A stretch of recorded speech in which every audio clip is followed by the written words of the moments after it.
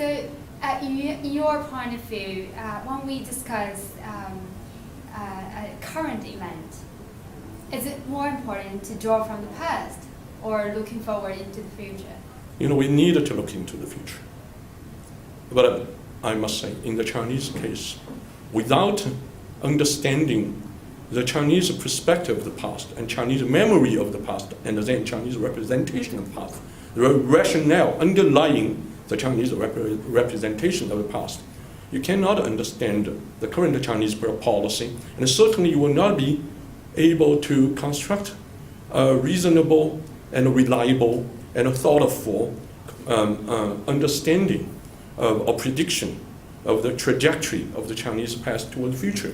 This is more so in the Chinese case than in almost any other countries. Not that the Chinese are always living in the past, but the legitimacy narrative of both the Chinese state and to a very large extent everyday Chinese life have been shaped by that historical memory. So following what you said actually just now during the lecture in the theater, I remember something you said which is very interesting. You said history is not about memory anymore, it's actually about a legitimacy statement. Yes. Yeah, so can you further, because we're conducting this interview which addresses external audience, can you tell them a little bit more? Let me just go back to this Mao's statement again. At the time of the People's Republic of China's establishment. And it's with the Chinese people have stood up. And then you think about the Chinese national anthem. Despite the fact that when the PRC was established, China was no longer at the most dangerous moment of China. Still, that song, anti-Japanese imperialism song, was adopted as China's national anthem.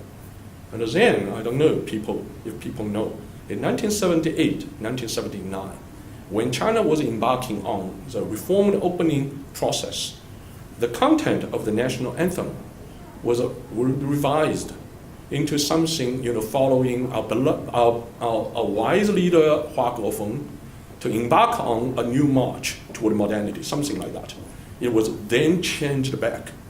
I think this is a clear indication that in the historical narrative and memory of the historical past, which is so much profoundly penetrated by the Chinese victim mentality.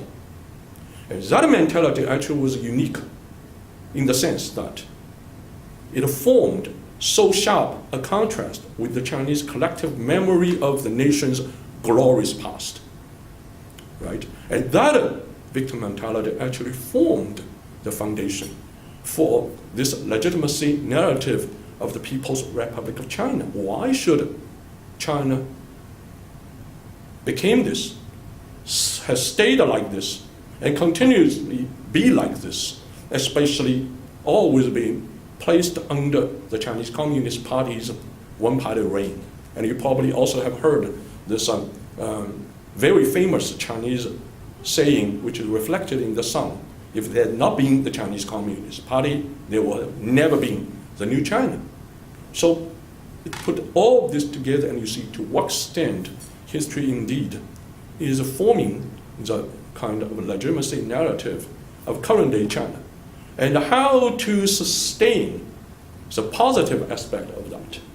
Because after all, for the Chinese to feel that they have stood up is indeed extremely important. You cannot see that China remains a self-perceived kneeling down country in the world and then emerge as a prominent world power. But at the same time, the Chinese will have to go beyond the stage, to surpass this stage, to establish a series more universally accepted core values for themselves, going beyond the burden of the victim mentality to construct its new legitimacy narrative.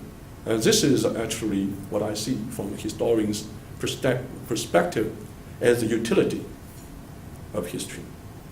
It's indeed